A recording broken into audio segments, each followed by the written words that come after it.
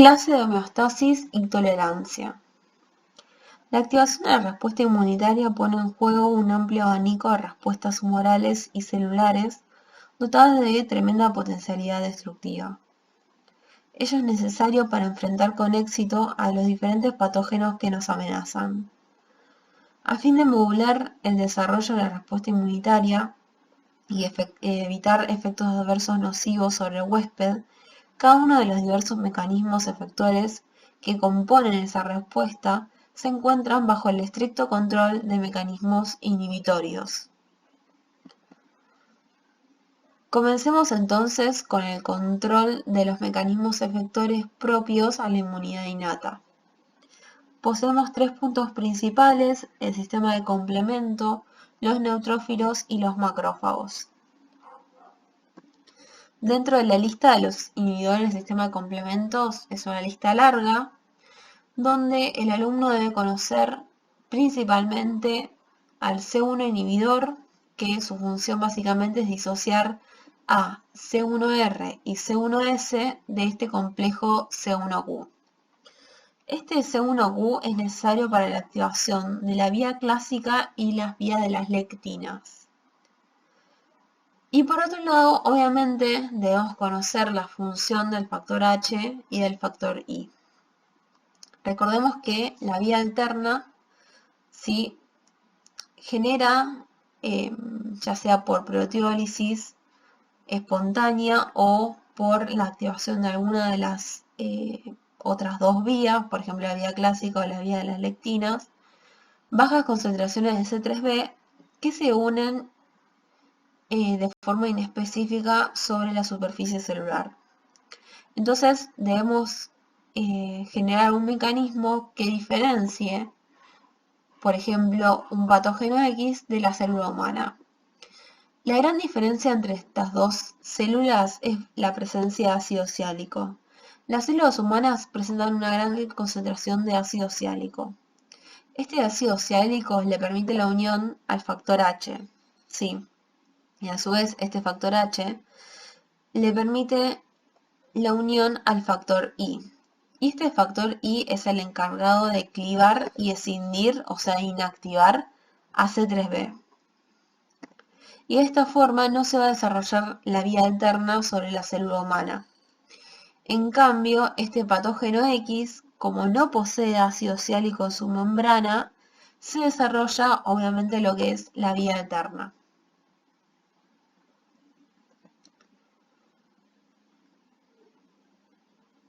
Repasemos un poco la respuesta inflamatoria aguda frente a una infección bacteriana. Tenemos obviamente por un lado el foco infeccioso bacteriano que activa el complemento. Este complemento va a producir opsoninas, que son C3b y C3bi, que van a opsonizar o marcar estas bacterias y de esta forma van a ser reconocidas por el macrófago, ya que tiene receptores para el complemento.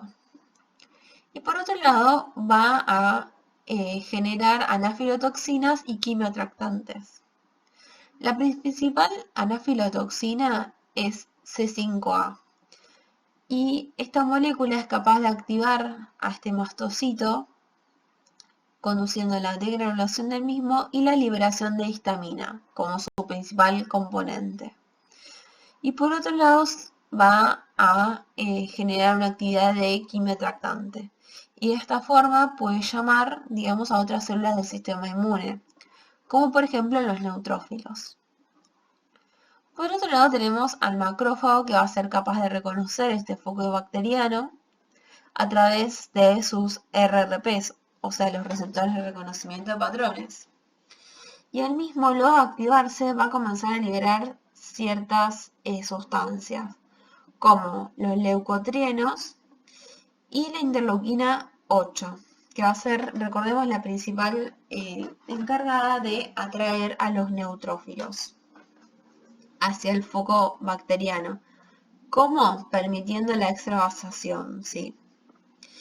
Y por otro lado tenemos la síntesis de interleuquina 1, TNF-alfa, interleuquina 6, que son las tres citoquinas más proinflamatorias que encontramos. Estas citoquinas intervienen en lo que es la extravasación leucocitaria a fin de activar este endotelio, que va a estar asociado al foco infeccioso. ¿Cómo? Aumentan las moléculas de adhesión y aumenta la permeabilidad vascular. Y por otro lado, estas tres interleuquinas activan lo que se denomina la respuesta de fase aguda a nivel sistémico. Ahora, ¿cómo controlamos la actividad inflamatoria de los neutrófilos? Sabemos que 70.000 millones de neutrófilos son liberados normalmente por día desde la médula ósea a circulación. Los neutrófilos expresan una notable potencialidad microbicida. 1 millón de neutrófilos pueden destruir a 150 millones de bacterias por segundo, pero expresan también una gran capacidad de lesionar los tejidos propios. Los neutrófilos no emigran del tejido inflamado, entonces los mismos deben ser removidos a través de distintos mecanismos que minimicen su capacidad de lesionar los tejidos propios. A modo de ejemplo, la concentración de neutrófilos en el líquido sinovial de una articulación inflamada puede llegar a los 100 millones cada mililitro, ¿sí? Y esto obviamente genera, por ejemplo, la erosión del hueso. O sea, básicamente un daño tisular. Cuando el organismo presenta una injuria tisular, los primeros actores de la inmunidad innata son los neutrófilos. Los mismos, luego de extravasarse, tienen una vida media de 12 a 48 horas. Posteriormente sufren el proceso de apoptosis, donde la membrana citoplasmática permanece intacta, por lo que el contenido celular no es liberado. Las células apoptóticas son rápidamente removidas, y obviamente es una forma de muerte celular programada genéticamente, donde este programa es muy flexible. Estos cuerpos apoptóticos que se generan son reconocidos por los macrófagos para luego ser fagocitados. Ahora, ¿cómo reconocen los macrófagos a los neutrófilos apoptóticos? Tenemos que la fosfatidilcerina es un fosfolípido que usualmente se mantiene en la monocapa lipídica interior, del lado citosólico, de las membranas celulares gracias a una enzima llamada lipasa.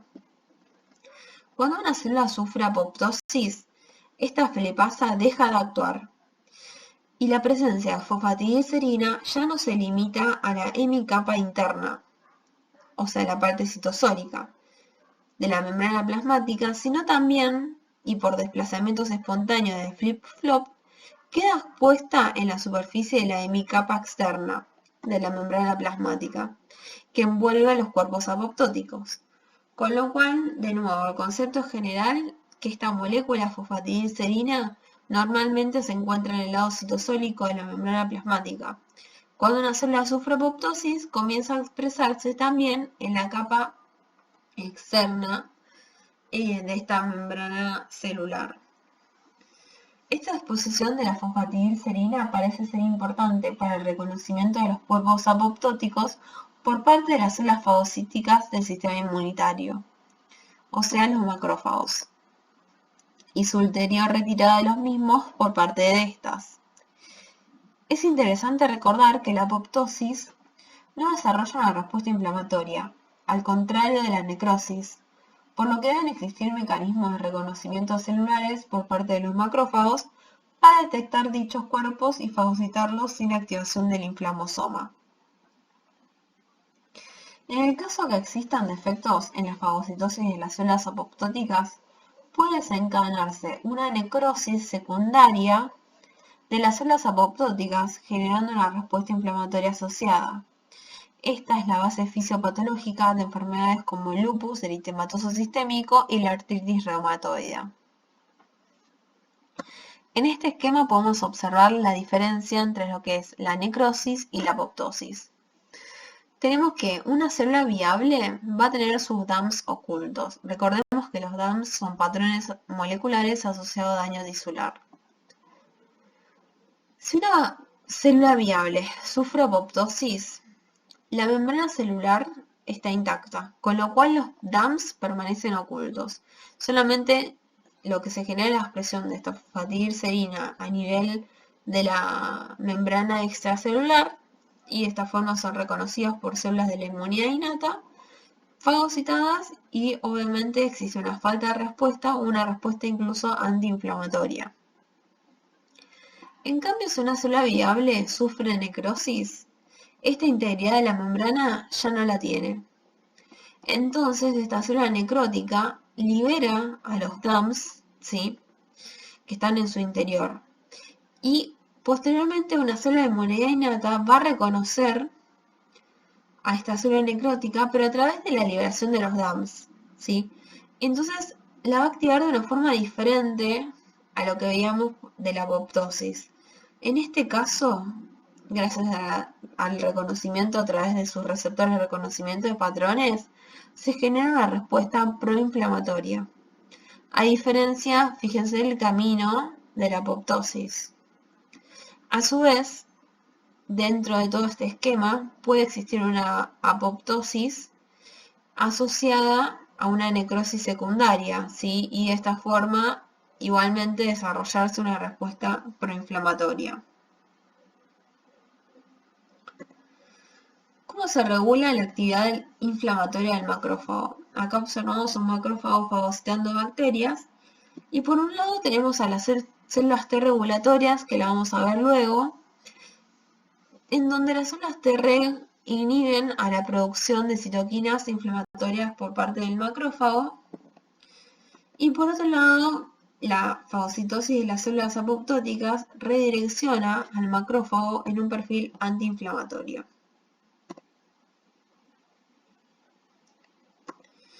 Gracias a la plasticidad de estas células, nos encontramos con dos perfiles funcionales claramente diferenciados. Por un lado tenemos el perfil clásico M1, que es bien inflamatorio, y por otro lado el perfil alternativo M2, antiinflamatorio. Los macrófagos activados en un perfil antiinflamatorio o alternativo, comúnmente denominados M2, producen altos niveles de interleuquina 10 y TGF-beta. Según los valores relativos de estas citoquinas y la producción de componentes propios de la matriz extracelular, se propuso que este perfil M2 puede a su vez subdividirse en macrófagos especializados en la supresión de la respuesta inflamatoria y macrófagos especializados en mediar la reparación tisular. Fíjense que los agentes inductores del perfil M2 o antiinflamatorio básicamente se centran en las células apoptóticas, en la fagocitosis de las células apoptóticas, y a su vez en un ambiente de interleuquinas antiinflamatorias como interleuquina 4, 13 e interleuquina 10. La presencia de células tumorales en miltos, prostaglandina 2 y glucocorticoides. Y dentro de este abanico de perfil alternativo antiinflamatorio, sí tenemos un perfil de cicatrización, donde además de producir interleuquina 10 y TGF-beta, comienza a sintetizar componentes de la matriz extracelular a fin de reparar el tejido dañado. Por otro lado, tenemos que la IgM natural favorece la normal depuración de las células apoptóticas. Nosotros tenemos que la IgM cumple dos funciones esenciales. Obviamente es la primera línea de defensa en infecciones como bacterias capsulares y virus. Y por otro lado, cumple una función de homeostasis, favoreciendo la depuración de células apoptóticas, restos celulares y antígenos con epitopes oxidados. Hay que tener en cuenta que no solamente los neutrófilos mueren por apoptosis. Durante la ontogenia T, más del 98% de los timocitos mueren por apoptosis. Los linfocitos T expandidos luego de su activación también mueren por apoptosis. Los linfocitos T y B anérgicos mueren por apoptosis. Los linfocitos B que no logran arrancar el antígeno de las células foliculares dendríticas en el centro germinal mueren por apoptosis. Las células NK y los linfocitos TCD8 destruyen las células neoplásicas y células infectadas por el virus, induciendo justamente la apoptosis. Entonces, como resumen, la apoptosis representa la forma usual de muerte celular en los organismos superiores. Ahora comencemos a ver la homeostasis en la inmunidad adaptativa. Recordemos que estos linfocitos T, cuando se activaban, intervenían diversas moléculas. Por ejemplo, el CD4, obviamente el TCR, que reconoce a la molécula de CMH, en el caso del TCD4, el complejo mayor de histocompatibilidad de tipo 2, el CD3, que va a estar influyendo en lo que es la transducción de la señal junto al CD28, y las moléculas de adhesión. A su vez existían otras moléculas, ¿sí? Por ejemplo, CD28, que reconoce CD80, CD86, ICOS, con ICOS ligando, y la molécula CD40. Existen a su vez moléculas que son inhibitorias. Las dos principales tenemos ACTLA4 y PD1. CTLA4 es inducida por activación, reconocida CD80, CD86, que obviamente CD80, CD86 se expresan en las células presentadoras de antígeno profesionales maduras o activadas. Y por otro lado tenemos a PD1, que lo expresa este receptor, la célula T, y la célula presentadora de antígeno profesional expresa PDL1, PDL2, o sea, el ligando de PD1. Y obviamente estas dos generan una acción inhibitoria.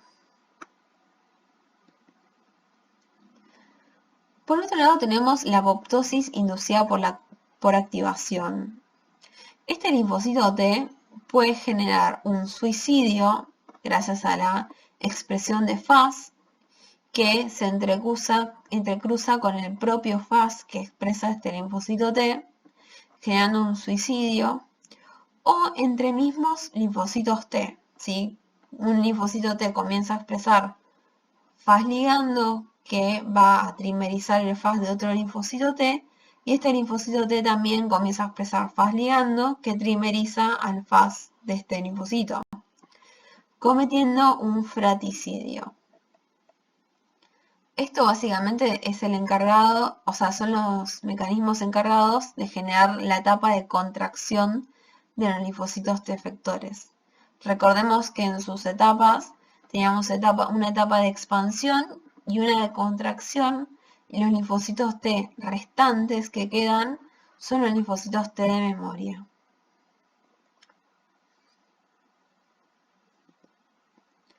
Ahora, ¿qué observamos cuando la expresión o funcionalidad de Fas o Fas ligando se haya comprometida? Acá tenemos una imagen de los ratones controles donde la acción de Fas y Fas ligando se encuentra bien, y el vaso y los ganglios linfáticos de ratones deficientes de Fas o Fas ligando, ¿sí?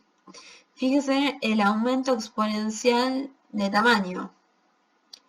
¿Por qué? Porque justamente estos linfocitos no pueden hacer la etapa de contracción. En el hombre encontramos el síndrome linfoproliferativo autoinmune, que va a cursar con esplenomegalia, linfadenopatías, trombocitopenia, neutropenia y anemia. Las células T y B autorreactivas presentes en la periferia deben ser silenciadas a fin de evitar el desarrollo de autoinmunidad. En esta función, el papel protagónico es mediado por las células T regulatorias. De acuerdo con su fenotipo, su tejido de origen y las citoquinas que secretan y su mecanismo de acción, se puede distinguir distintos tipos de células Treg. Por un lado tenemos a las células Treg naturales, que expresan en su membrana CD4 y FOXP3. Las mismas adquieren su fenotipo regulador en el timo. Inhiben la activación, la respuesta proliferativa o los mecanismos efectores mediados por los linfocitos T los linfocitos B y células dendríticas. Las células Treg se localizan en los ganglios linfáticos y en los tejidos periféricos. Expresan CCR7 y L-selectina, así como diversos receptores que promueven su ingreso en los tejidos periféricos, controlando el tráfico y la localización de las mismas. Estas células Treg se activan tras el reconocimiento antigénico, así como también podrían ser activadas por las células dendríticas cuyos niveles de C80, C86 y CMH son muy bajos, y en respuesta a ligandos de TOL2, TOL4, TOL5 y TOL8.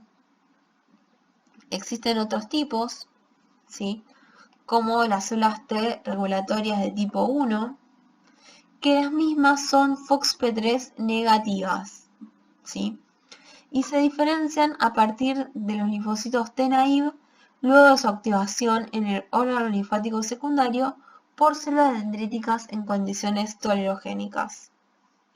Su capacidad supresora es mediada gracias a través de la producción de interleuquina 10.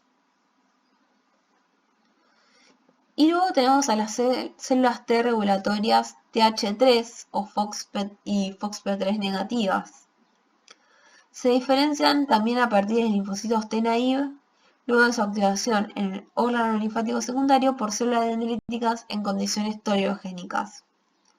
Median su actividad supresora a través de la secreción de TGF-beta. Y por último tenemos a las células T regulatorias inducibles, que son FOXP3 positivas, que poseen las mismas características que las naturales, o sea, las Treg naturales, que son FOXP3 positivas también. Dentro de los mecanismos de acción de las células Treg, los podemos dividir en dos tipos: los mecanismos que requieren el contacto físico y los mecanismos mediados por factores solubles. Dentro de los mecanismos que requieren el contacto físico, tenemos, por un lado, la interacción de CTLA4 con C80, C86 en la célula diana. Esta interacción, ¿sí?, disminuye a su vez de estas dos moléculas costimulatorias C80, C86 en la célula dendrítica. Recordemos que estas dos moléculas son esenciales para la activación de los linfocitos T, ¿sí? C80, C86 sí o sí es requerido para la segunda señal de activación de los linfocitos T. Por otro lado, esta interacción de CTLA4, que la expresa la célula Treg, con C80, C86, induce en las células dendríticas la síntesis de la enzima IDO. Esta enzima IDO ejerce un potente efecto inmunosupresor sobre las células T, mediado por la depresión del aminoácido triptófano y por su acción de ciertos productos generados en su proceso de degradación. Por otro lado, tiene la capacidad de liberar y sintetizar nuevamente granzimas y perforinas. Por otro lado, incrementan los niveles de AMP cíclico en las células T respondedoras, inhibiendo su expansión y la producción de interleuquina 2. Y generan una adenosina pericelular que es catalizada por CD39, ¿sí?, que es una ectonucleotidasa que hidroliza ATP o ADP, mediando obviamente el mismo fin que veníamos hablando, un potente efecto supresor T. Pero los principales mecanismos físicos son obviamente la interacción de este CTLA4 con C80, C86 y la liberación de granzimas y perforinas. En lo que respecta a los mecanismos mediados por factores solubles,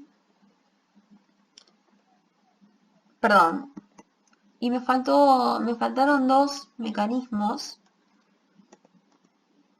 Acá está. Los mecanismos mediados por factores solubles tenemos el consumo de citoquinas necesarias para la expansión y supervivencia de las células T respondedoras, merced a su capacidad de capturar la interleuquina 2 e inhibir su producción, al modificar su entorno transformándolo en uno pobre de interleuquina 2, obviamente suprimen la expansión clonal. ¿Sí? Esta citoquina interleuquina 2 es clave para la expansión clonal T, y estos linfocitos T lo que hacen es robarle toda la interleuquina 2 a estos pobres linfocitos T, y de esta forma no se pueden expandir clonalmente. Y por otro lado, comienzan a secretar citoquinas o mediadores inmunosupresores, principalmente interleuquina 10, TGF-beta y galectina 1.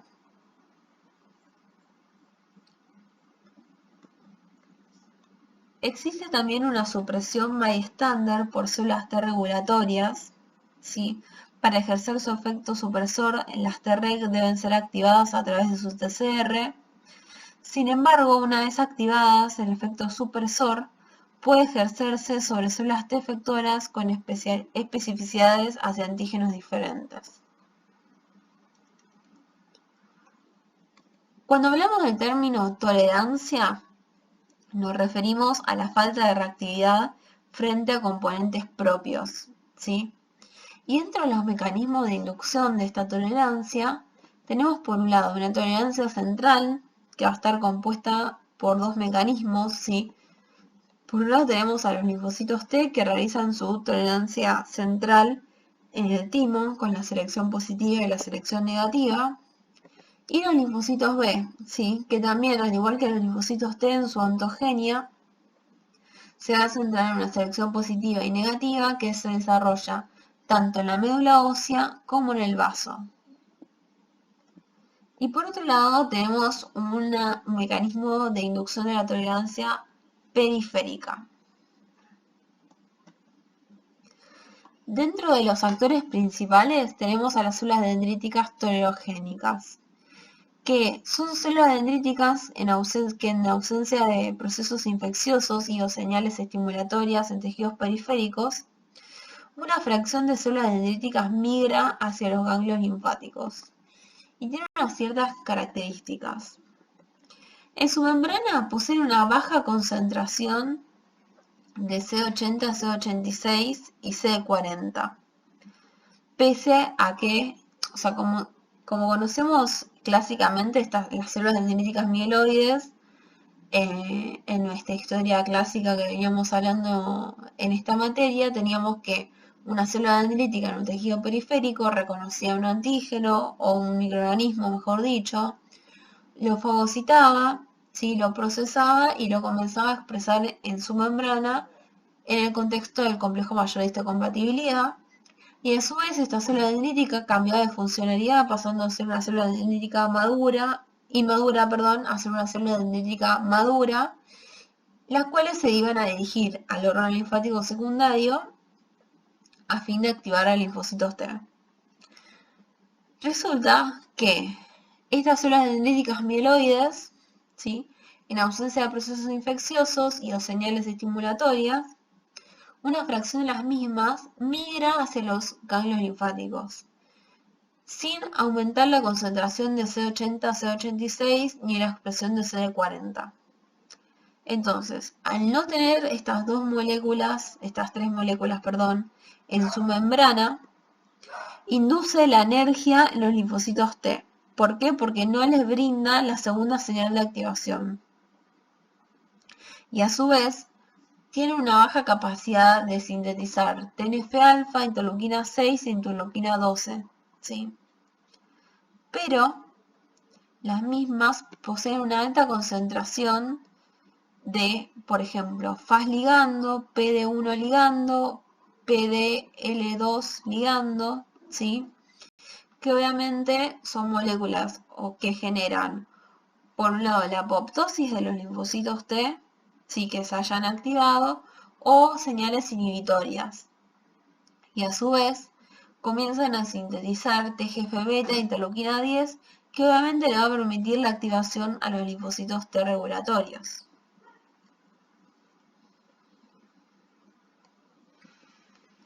Ahora, ¿qué factores contribuyen a que habiendo linfocitos autorreactivos en la periferia no suelen desencadenarse respuestas autoinmunes. Tenemos diferentes mecanismos que explican el silenciamiento de clones autorreactivos en la periferia. Por un lado, los linfocitos vírgenes autorreactivos no encuentran en la periferia las condiciones necesarias para activarse. Por ejemplo, la ausencia de la segunda señal de activación, o sea, la coestimulación, la colaboración T.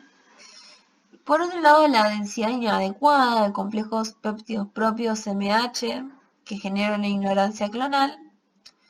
Por último, tenemos, en una segunda instancia, las respuestas se encuentran inhibidas por estos linfocitos T regulatorios.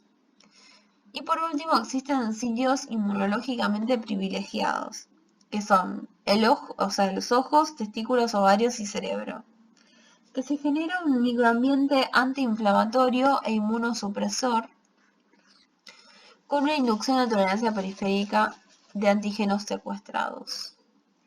Ahora veamos un poco.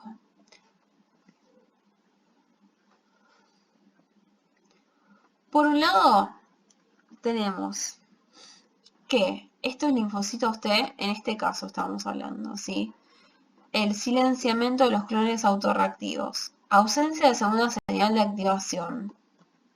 Tenemos a un linfocito T autorreactivo que reconoce, por ejemplo, un péptido propio, ¿sí? En el contexto del CMH clase 2. Debido a que esta célula presentadora de antígeno no le brinda la segunda señal a través de la concentración de CD80, CD86 en su membrana, para que este linfocito TCD4 reconozca a través de su CD28, este linfocito muere por apoptosis, ¿sí? Y por otro lado, en lo que respecta a los linfocitos B autorreactivos que reconoce el epítope de una proteína propia, esta proteína igualmente es internalizada porque este BCR reconoció su antígeno y obviamente es internalizado y degradado. Pero estos péptidos que obviamente se van a presentar en el marco del complejo mayor de histocompatibilidad de tipo 2, pero estos linfocitos B no encuentran la colaboración T, ¿sí? Y de esta forma le inducen la apoptosis, ya que no tienen esta segunda señal que es obviamente requerida por los linfocitos T, ¿sí? Dentro de los sitios inmunológicamente privilegiados tenemos el cerebro, los ojos, testículos, ovarios y la interfase materno-fetal. ¿Qué características tienen estos ambientes? ¿Sí? Tenemos un microambiente antiinflamatorio e inmunosupresor, donde encontramos altas concentraciones de TGF-beta, inhibidores del complemento y VIP en el humor vítreo y acuoso. Tenemos una alta expresión local de Fas ligando y PD1 ligando en células epiteliales del iris, cuerpos ciliares y endotelio de la córnea. Por otro lado, se genera una inducción de tolerancia periférica a ciertos antígenos oculares por generación de linfocitos Treg que inhiben la respuesta inmune. Y por último tenemos antígenos secuestrados, ¿sí? Por ejemplo de la retina, cristalino y porción central de la córnea.